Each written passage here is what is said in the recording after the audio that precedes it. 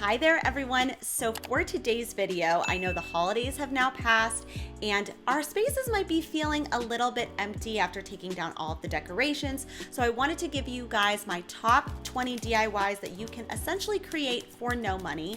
Yes, some supplies you might need to purchase, but for the most part, a lot of it is bringing the outside in, or maybe some things you might find in your recycling bin. So with that being said, let's go ahead and get started with the first project.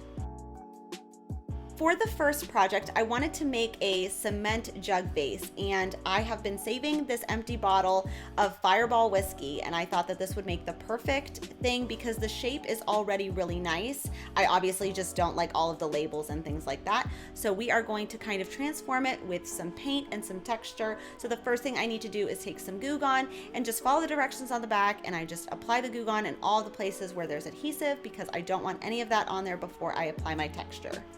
And if you don't have Goo Gone, that's totally fine. Just take some warm water and some soap and just let it sit and it will come off. This just kind of speeds up the process a bit.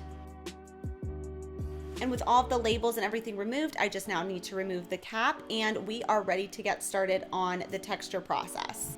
And the product that I'm actually going to be using is something called Henry's Feather Finish. And I actually used it for a thrift flip that you guys will be seeing in the upcoming months, but I had so much left over, so I'm trying to use what I have. And the most important thing with this specific medium is you want to get the correct consistency, almost like the consistency of like tomato soup. So it's going to be a 2-to-1 ratio between this mixture and water. And then I'm kind of just adding water until I get the right consistency. And then I'm just going to glob it all over this jug vase. And I purposefully did not use a brush because I feel like sometimes when I paint things on, it makes it harder to sand down because I did kind of want it to be an overall smooth surface. So I did sand it down with 120 grit sandpaper until everything was really well covered. Now we just bought a house, so we are in the process of repainting that house and we have so many samples left over. So I decided to give this just one base coat after everything was filled in with a new gray. And then I'm going to take some of that new gray and divide it into 2 separate sections, making one much lighter and one much darker. And the inspiration behind it was actually this bowl that I picked up from Target from the Studio McGee line. And whenever I find that I like a piece a lot, I really try to study why I like it. So is it the speckles? Is it the texture? Is it the depth? Is it that terracotta color around the rim? So I really try to mimic what I love and apply it to whatever I'm making. So I added just a couple drops of white paint to the left and a couple drops of dark brown paint to the right, and I'm just mixing those 2 colors together. I didn't want it to be like so high contrast, but just enough to create some dimension and some depth to this jug vase. And to apply it, I'm just using a just slightly damp paper towel, and I'm just taking it all around the vase until it's completely covered and I've gotten the desired look that I wanted. This is obviously really customizable. You don't even have to do this step if you don't want to, but again, I'm trying to mimic that bowl as best as I can. And I'm just taking now a little bit of this like dark terracotta brown paint to the rim, as well as doing a speckled effect just like the bowl has. And that finishes off your cement jug vase.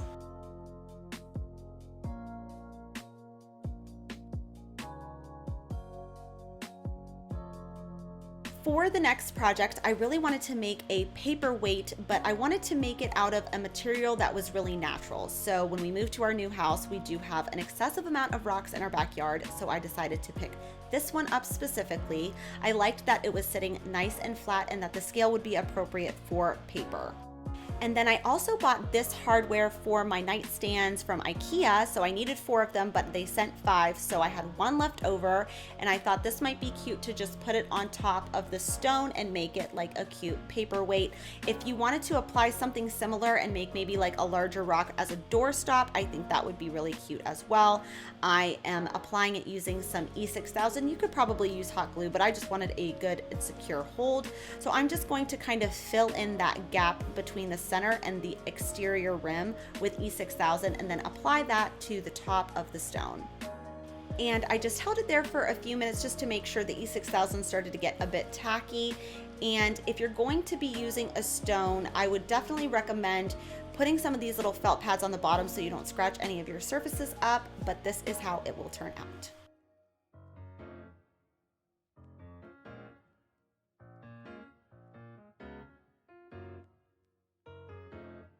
For the next project, I really wanted to make a mixed metal canister. Now, these canisters that are tin, you can find them at the thrift stores and they're usually really affordable, but I had this one on hand from the holidays, and usually you can find them at Walmart and they're only like $5 to begin with, but they come with different variations of popcorn and things like that. So I decided to take this tin can and I wanted to just spray paint the whole thing in like a bronze color.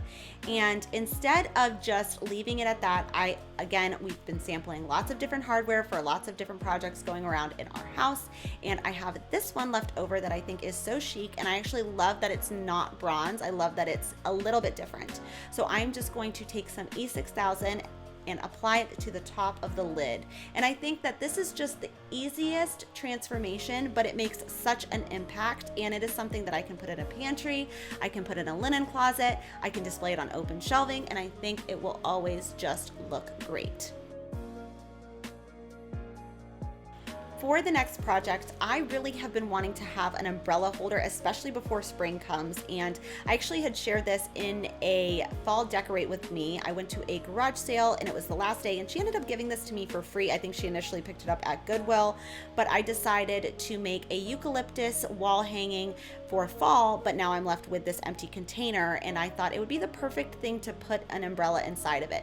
So all I'm going to do is take a serrated knife and just kind of clean it out a lot. Just remove that foam. I had the happy surprise of finding, again, more rocks at the bottom of this canister. So I decided to just take everything out, and then I'm gonna just clean it really, really well. And even after I remove all of the rocks and all of the foam, there's still quite a bit of residue on the inside that I just really, really wanted to get rid of. So I just decided to take some 120 grit sandpaper to try to just remove as much of that foam, and then I just let it sit overnight with some soapy warm water, and it did get cleaned up really nicely.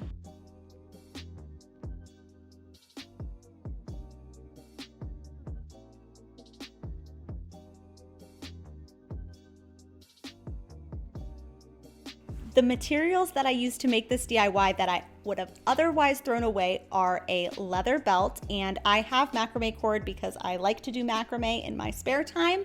But if you don't have macrame cord, you can absolutely use rope, a hot glue gun, and then some form of a ball. I'm using this styrofoam ball from an old project because it's the exact size that I wanted, but you could definitely use like one of your kids' balls that they're not using anymore, or a basketball, or a ball from the Dollar Tree, and get a DIY that's very similar to this one I'm going to share with you.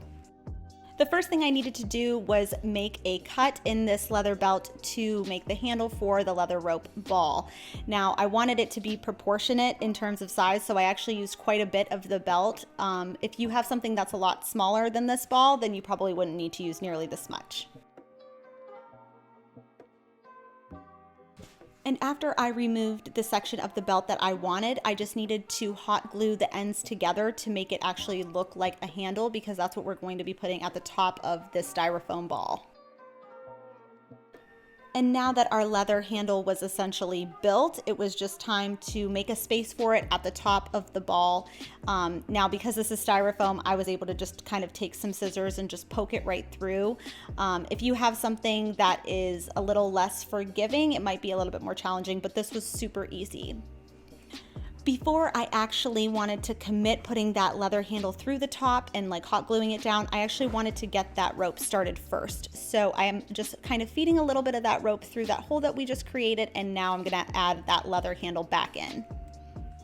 And now that our handle was nice and secure, it was just time to start wrapping the rope around the handle as well as around the entire surface of the ball. You probably could cut the macrame cord down to size if you knew exactly how much you needed, but I had no idea to figure that out, so I just decided that I was just going to keep unraveling it from its spool and then hot glue in very small sections. I think working slowly in a DIY like this really does pay off, because everything ends up being really like even, and it looks really put together, and you didn't rush through it, and you don't have big empty spaces. So definitely be meticulous during this phase of the DIY, because I really do think it makes a major impact later. Another thing you want to be really meticulous about is how much glue you're actually applying to the ball or the surface that you're covering, because you don't want to be able to see any of that glue, because that's what really differentiates things from looking like you could have bought it at a store or looking like this was a DIY project. So I would say less is more, but make sure that you're getting everything to stick well. And as I approached the end of the ball, I poked a small hole at the bottom so I had something to put the macrame cord through.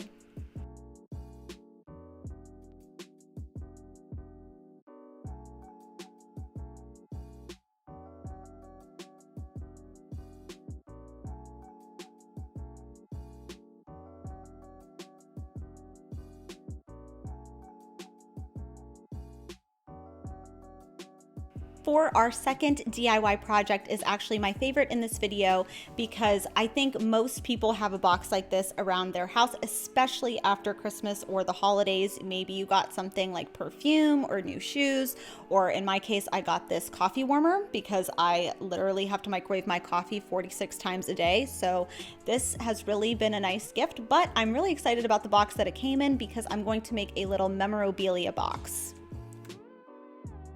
I would say you definitely want to use a box that has a bottom and a top versus something that flips open. So, I mean, use what you have, but I would say that this style of a box is the best. So all I'm really doing with this is I mixed a couple colors of paint together. I was going for more of like a light pink tan color, and I wanted it to have some variations. So I didn't mix the paint together very well because I kind of wanted to see it almost have like a marbled effect. Because the top of this box was really like vibrantly colored, it did take 3 coats to cover it completely. And then also I wanted to mention, I did add a little bit of baking soda. If you want to thicken your paint, almost give it like a chalk paint consistency, that is a really inexpensive way to do that. And most people have baking soda around their house for cleaning or for cooking. So I definitely think this is a good hack. And then once my box was completely covered top and bottom, I am like a hoarder for different knobs. I have so many different ones lying around the house. So I ended up just taking one of the knobs that I had because I saw on McGee & Co.'s website, they had a small knob on top of a little box just like this. So I decided I was just going to measure the top of the box and find the center. I'm using a speed square. You can use a tape measure or whatever you have. And once I was able to determine the center of the top of the box, the knob that I picked had a little notch at the bottom. So I was able to just kind of prick that in the top of the box and then add the smallest amount of hot glue and apply it to the top of the box. And then one last thing I wanted to mention is I did coat the entire thing with a layer of matte Mod Podge just to make sure the paint wouldn't chip off.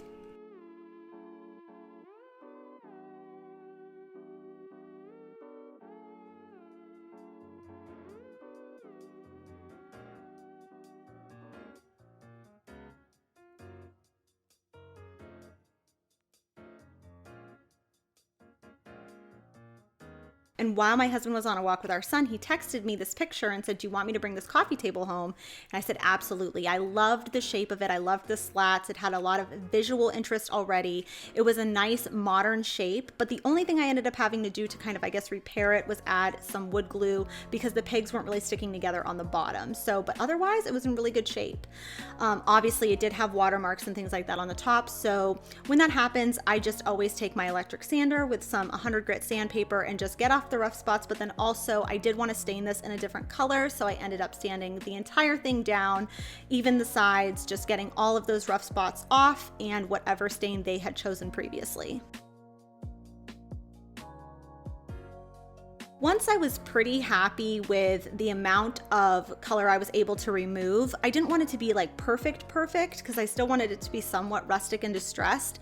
I ended up just taking some painter's tape to protect that top piece because I ended up just painting the bottom with some matte black chalk paint. I've been really into having the juxtaposition between a really modern bottom and then a sort of like rustic unfinished top. I think it's a really nice mix. So that's why I ended up choosing to do black paint on the bottom. But if you wanted to absolutely sand and stain the whole thing, that would look really incredible. But also keep in mind that would be a lot more work.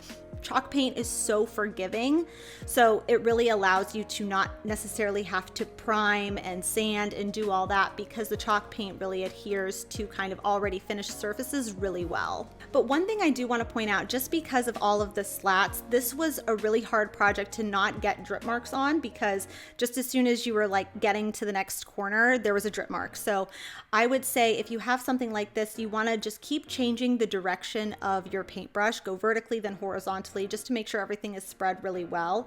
I ended up having to do 2 coats, as you can see here on the left. This was while I was painting the second coat, and on the right, see how it's kind of streaky? It needed a little bit better coverage, but 2 coats was able to cover it extremely well. And after I was really happy with the coverage I got on the bottom, it was just time to remove that painter's tape, and I had to ask my husband to stain the top of the table. So we're using the same stain that we use all the time, guys. It's in Special Walnut. If you have another suggestion, please leave it in the comments down below. And this is how it turned out.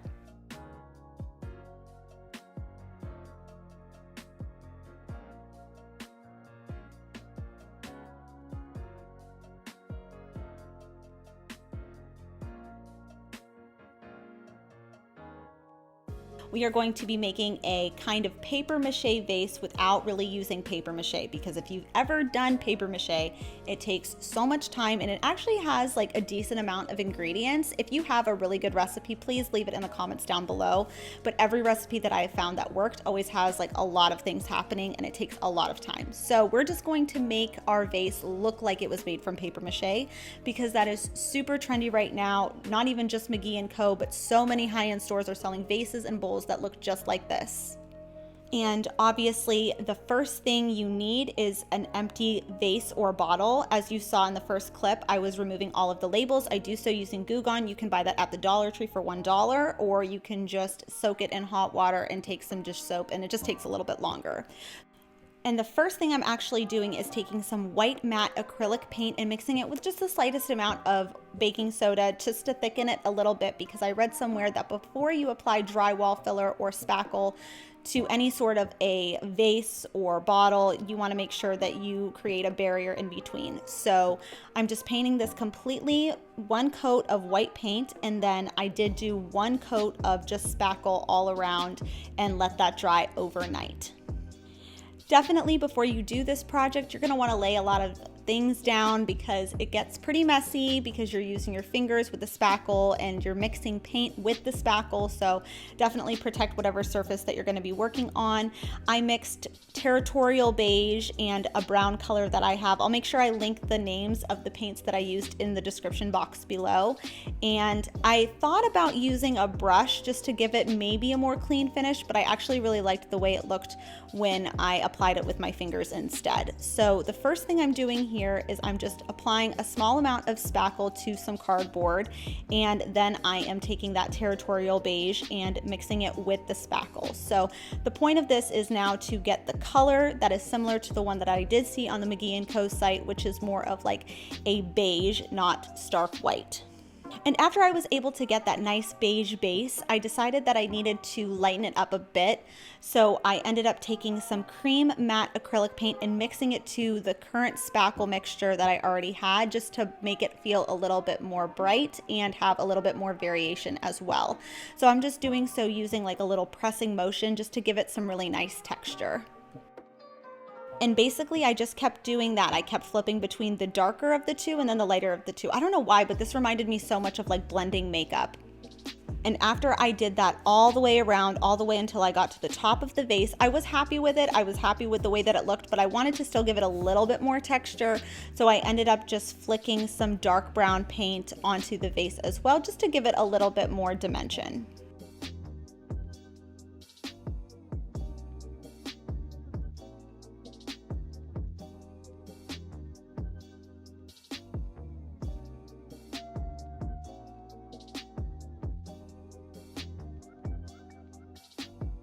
So the first thing you need are 2 pretty decently sized rocks, and they should be kind of similar in size and able to stand upright. So that's actually a bigger challenge than you think, but I was able to find two that were pretty close. And what I'm going to do is use some gold leaf paper. You can order this on Amazon. I think that's where I had ordered this at one time off of, and it's really affordable, under $10. I think it's about $6, and they send you so much. So what I'm doing is I'm just taking some Mod Podge and applying it to the crevices of each rock or stone. And after I've applied enough of the Mod Podge using a brush, I'm going to just kind of break off small sections of the gold leaf paper and attach it to the stone. And what's so nice about a DIY like this is it's completely customizable. Not only can you customize how much you do, but you can customize the colors that you do. And I feel like that can really appeal to anybody. I ended up primarily focusing on the sides and the front that was going to be showing, because there's no sense in doing the bottom because nobody's really going to see it. And after I was really happy with how it looks really crazy. This is definitely one of those DIYs that like you definitely want to trust the process while it's happening, because like right now it looks crazy. But you can take like sandpaper, or if you don't have sandpaper, sanding block, nail file, whatever it is, to kind of get off of those spots that you didn't apply the Mod Podge to give it a more finished look. And you can always take off more, add more, depending on what your style in your home is. This seemed to be a good fit for me, and I love how these turned out.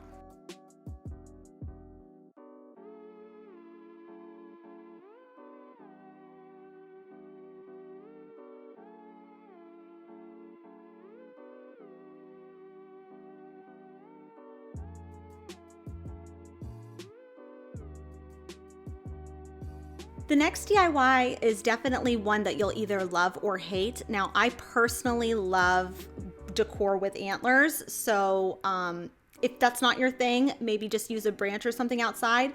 But just as a side note, antlers are shed by deer every season, and it doesn't hurt them in order to do it. It's kind of like us losing teeth, so we're not doing anything wrong here. And all I'm doing is I'm just painting the antler with some white matte chalk paint.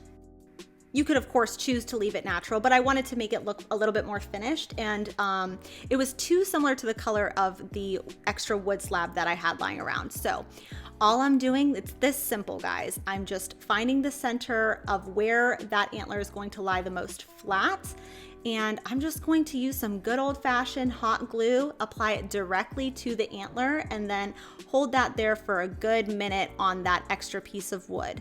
Now, you could, I guess, make two of these and make them as bookends, but I just kind of wanted some pretty shelf decor or almost like a paperweight sort of thing, and it really does look so beautiful in the end.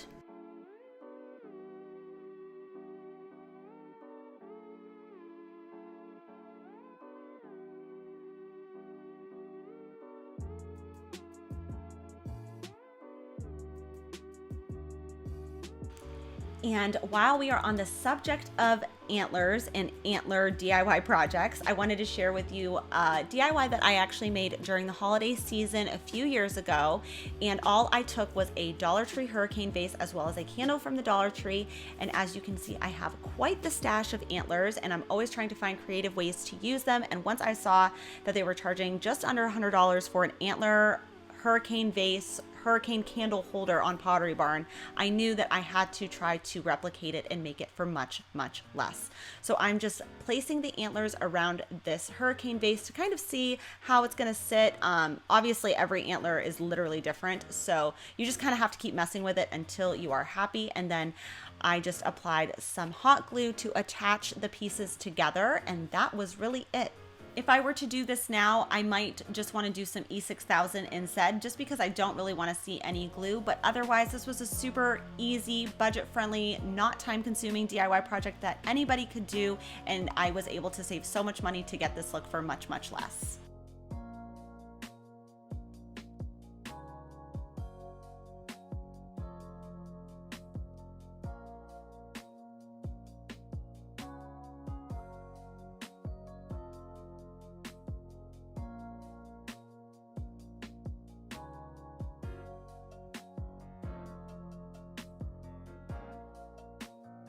Why we are going to be making a magazine holder using an old cereal box and some wooden contact paper. Now, for some reason, the materials are really easy, but also it was like very challenging to do this DIY. So I'm going to share with you guys a couple of the tips I learned along the way. And this was my second attempt doing this DIY. I'd done it once before and it just didn't look right. And I think it was because I was using a not family size cereal box. So definitely use a bigger one if you're gonna do this DIY. And the first thing you wanna do is just remove all the tabs up at the top, and then so you obviously have 4 sides, so you're going to need to mark where you're going to cut. So I just did about 1 inch from the top after where we cut off the tabs, and then I took just an old gift bag. You can use a ruler or whatever you have, and just made a line, because that's how I'm going to know exactly where each piece is going to connect. Then I did the opposing side, and then I just made about 4 inches down. I made another line, and basically on the front and the back of the cereal box, we're going to connect those two with diagonal lines. It's kind of hard to explain. It's easier if you just kind of watch what I'm doing, I think. And also, the first time I did this DIY, I used permanent marker because I thought that would be more ideal, but it ended up making the cardboard bleed and almost like shred a little bit. So just use a pen or a pencil. And now it's just time to cut along the places that we've marked. So you could use a box cutter, but I feel like I have less control in a DIY like this if I don't have scissors. So that's why I just personally chose to use scissors, because the middle is hollow, so you don't really have anything to go up against with your box cutter.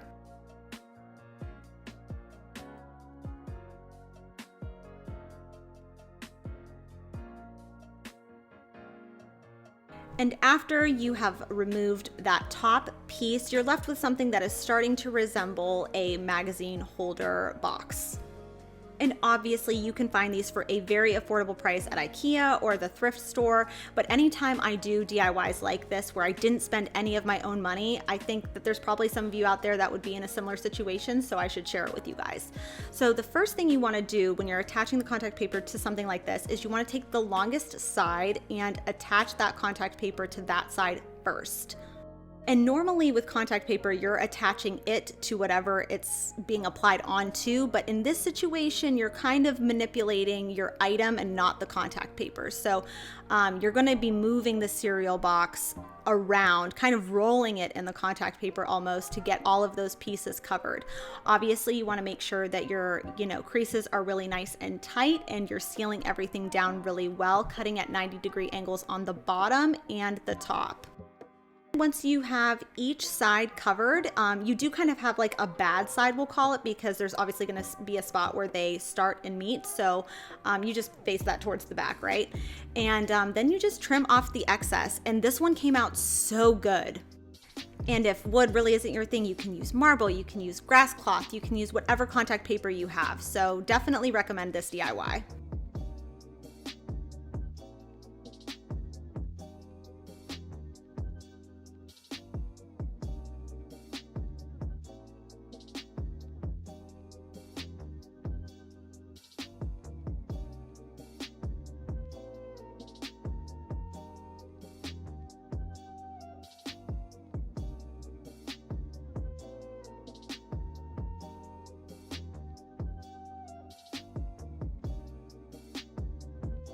I have so many of these cork placemats and I never know what to do with them.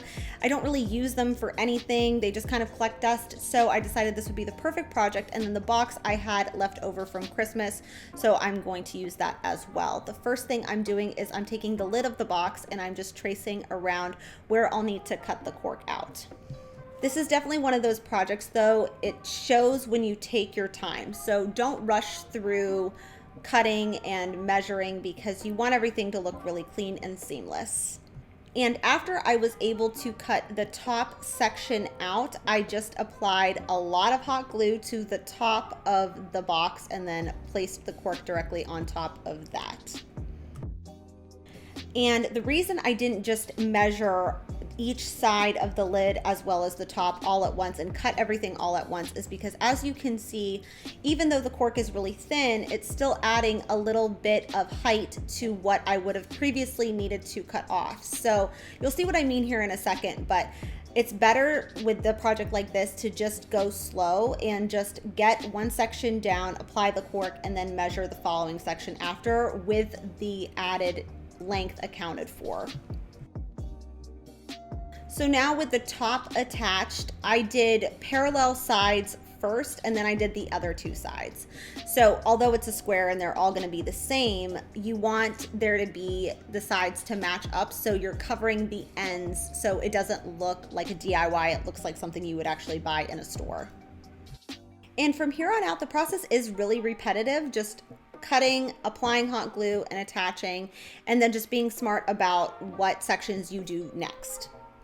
And once the top was primarily done, you'll see what I mean in a little bit, I just needed to figure out how far up I needed to take the cork. And it's not because I wouldn't want to take it all the way up. It was because that I knew the lid wouldn't close, because again, the depth of the cork was just going to be a little bit too much, that it wouldn't sit right if I went all the way to the top of the bottom of the box. And again, just as we did with the top lid of the box, you want to apply those same principles to the bottom half and just work section by section and not measure everything all at once and cut everything all at once, because it's not going to measure up right, again, because of the depth of the cork. And after the box was all done and completely covered, it was just time now for me to add a little something extra to it. I don't know if you guys remember when I did that table with the corner brackets, I had leftovers of those, so I decided to apply them to the top of this box just to give it a little something extra. And this is how our cork box turned out.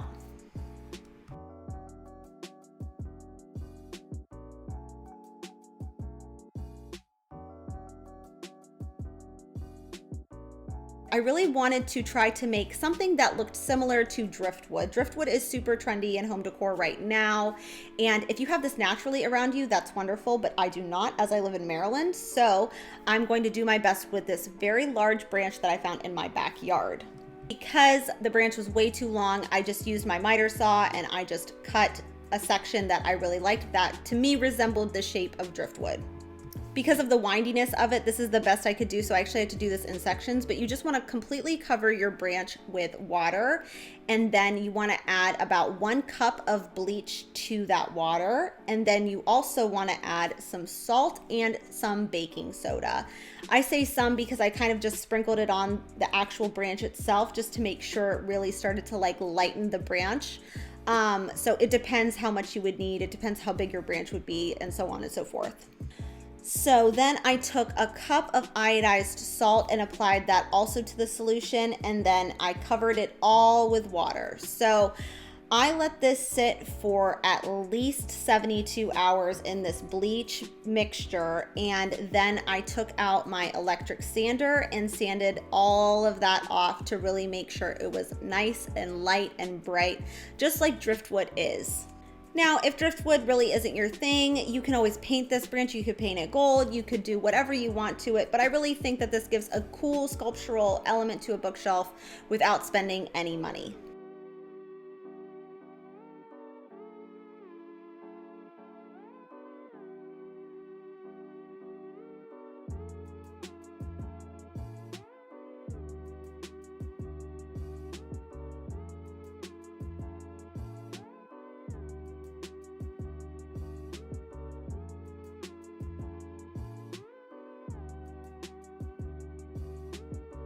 One is super easy. I have had this little vase for quite some time now, and I don't ever use it because I don't really like it. So I thought this would be the perfect opportunity to kind of upcycle it a bit. When I say an aged spice vase, what I mean is you're going to be going into your spice drawer or your spice rack, and you're going to find things that make vases and pottery look aged. So I chose to use cinnamon and nutmeg. And I've seen a few people on YouTube do this. Tina Lay did it really well. So I'll make sure I link her video in the description box below. But before we get to that, one little quick tip. When you're spray painting, spray paint the bottom first and then flip it over and do the top, because that's what you're gonna see all the time. So you want the cleanest finish on what you're gonna see. And after that paint had all dried, it was just time now to go in with our spices. So again, I used nutmeg and cinnamon, and all I'm doing is I'm just taking a little bit in my hands and then I'm rubbing it all over the vase. In no particular rhyme or reason or way, I'm just rubbing it all over the vase until I'm happy with how it looks. I really loved this one that I saw on Restoration Hardware site, and it's super expensive, and I feel like I was able to achieve a similar look for a lot less. The trickiest part with this project is because my vase didn't already have a bunch of texture to it, I had to kind of get it into the crevices that were already there because it's going to take a lot of coats. So basically what's going to happen is you apply the cinnamon nutmeg mixture, and then you need to take a matte clear coat and cover all that work that you just did up, and then do coat after coat after coat. And I ended up doing, I think, 4 coats total. And the reason you have to do that clear coat is because you need something to seal in the mixture that you just applied. So I wish there was another way around it. If your vase has texture, you're gonna be in a lot better shape than I was. You probably only have to do like 1 or 2 coats. And honestly, this is just like the best smelling vase that you'll ever have. And it looks so pretty in the end. Like, I'm so happy with how it came out. It's just tedious because you have to do so many coats on top of coats, but it really is beautiful in the end. And this is how our spice vase turned out.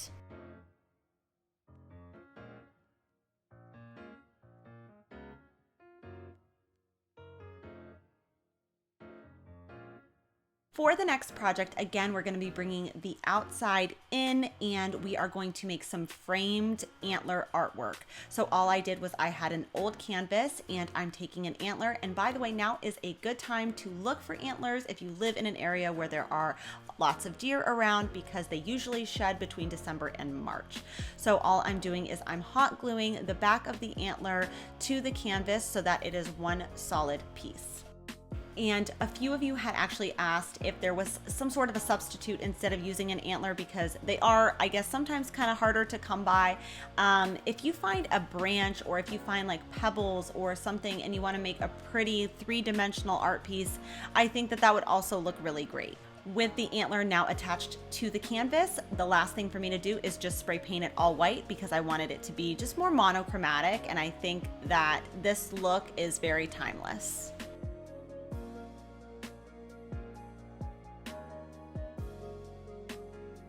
Another wall art piece that you guys really loved was the melted wax wall art, and all you need again is a blank canvas and some Mod Podge. And if you don't have Mod Podge, you could use some watered down Elmer's glue. And the first thing you're going to want to do is just spread that Mod Podge all over your canvas so it's almost just tacky, because what we're going to be placing on top of it is just some old candles that have been melted down, and there's just like that little bit left that you can't really use the candle anymore, but we are going to apply all of this wax on top of this canvas.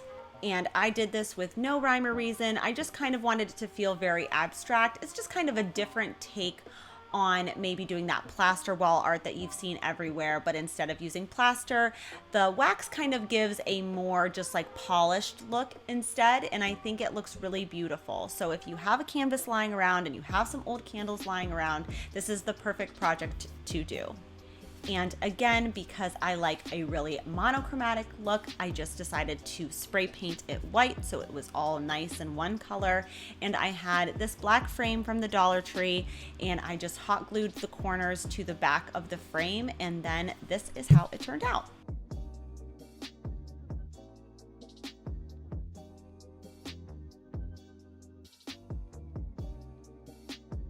For the next project, we are actually going to be making some DIY wall sconces, and really these are just like little mini wall shelves that I created with some scrap wood, because my son has the tendency to get into things that he shouldn't, and it was just not safe for me to keep candles on our couch anymore with him around. So I still wanted that cozy factor, so I decided to make these just from some scrap wood that I had lying around.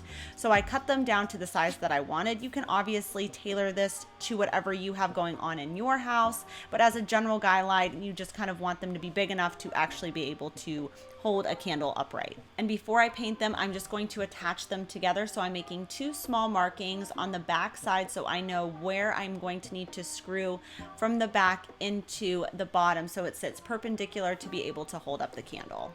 And I think the only thing I would change today if I were to do these is just maybe add a little bit of wood glue in between those pieces, but otherwise these have held up so well. I still have them to this day and I love them so much.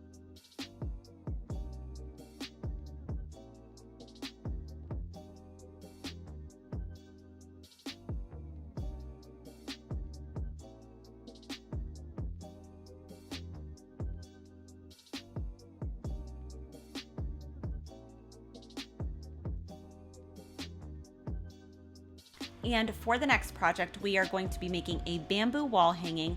Now, I just had magazines lying around, I had clothespins lying around, and I wanted a substantial piece of artwork. And my nephew had actually picked up a bamboo stick when we were on a walk one day. So I decided that I was going to use that to kind of anchor the space, but hang really like pretty and aesthetic pictures that feel kind of like summery and just gave like a really relaxing vibe. Obviously, you can do whatever you want, and the pictures you choose will completely affect the way that the overall piece turns out. But it's definitely a very customizable project. If you don't have bamboo lying around, that's fine. You can use a dowel if you have that instead, or just a branch from outside, I think would also look really great and rustic. And after I was able to separate all of the pictures that I wanted using a box cutter and just like the straight edge of an old box, I just set those off to the side, grabbed some twine and some needle thread to attach the pictures to the clothespins. And for the twine, I just kind of estimated about how much I was going to need, giving myself a little bit of leeway, and I just double knotted the bamboo stick on either side, so then that way I was able to hang it from a nail in the wall. And for the needle thread, I just made several loop knots around the bamboo stick, so I was able to attach it to the clothespins, but I just kind of wanted it to be not so apparent. That's why I opted for needle thread. I just kind of wanted to let it fall into the back and let my eyes rest because I wanted the pictures to be really like the star of the show, but you could probably use whatever you have on hand.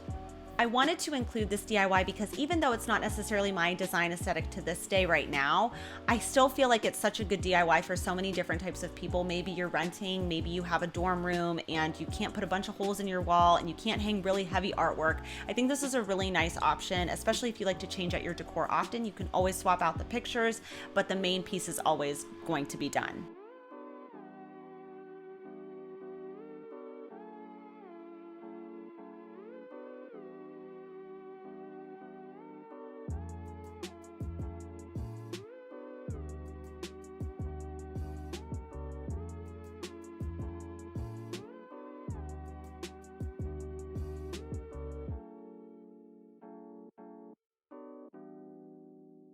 And last but certainly not least is the stained rustic bench. You guys really love this DIY and so do I. I had found this bench on the side of the road in Scottsdale when I lived there, and I decided to throw it in my car, and my husband to this day cannot believe the transformation. And honestly, it does take time when you find side of the road finds and they're free, and honestly, usually they're getting rid of them for a reason. So you usually do have to put quite a bit of your time into it, but not any money, which is always a nice thing.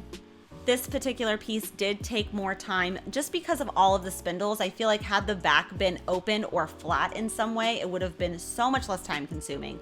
But this was definitely the thing that took the longest, was the sanding of everything. I still wouldn't change what I did and how I sanded it down. Like I wouldn't have used any sort of like citrus strip or anything like that. I'm glad that I took the time to kind of salvage what I was able to salvage. And then instead of painting it, I decided to use stain. Now this was my first time ever actually really using stain, so I was definitely nervous to try it, but I was so glad that I did in the end because the end result was just so beautiful and really rustic and very much my vibe. Overall, I remember being so pleasantly surprised with how the stain applied, and I think I ended up doing 2 coats, but there were a couple spots where the stain didn't really take that well, so I did a little bit of brown spray paint just to kind of even things out a bit, and I think it just kind of like helped the piece come together overall. One comment that I've gotten a lot after sharing this bench was that you guys never find anything really great on the side of the road. And yeah, like me either. This bench was literally in shambles. It needed to be repaired in several different ways. And you know, you just have to like see the potential in things and not just write it off because initially it looks so awful. Because you guys, just like me, I'm not an interior designer, interior decorator. I don't build furniture for a living. I'm a nurse, I'm a mom, and you know, if you put a little bit of time and effort into stuff, you can bring it back to life. And that is always what I want to share with you guys on my channel. And that is all that I have for you guys today. Thank you so much for watching. I so appreciate you being here, especially to the end of this video, because it was definitely a long one, and I cannot wait to see you in the next one. Bye.